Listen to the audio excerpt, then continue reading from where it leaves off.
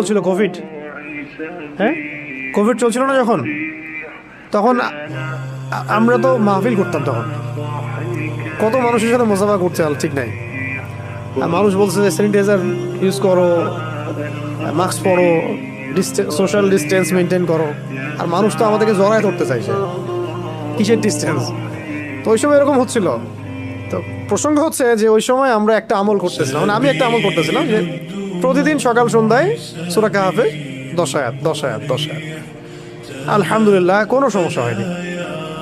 কিছু বিষয় থাকে পরীক্ষিত, এটা আমরা দলিল চাইলে আমি দলিল দিতে পারবো না।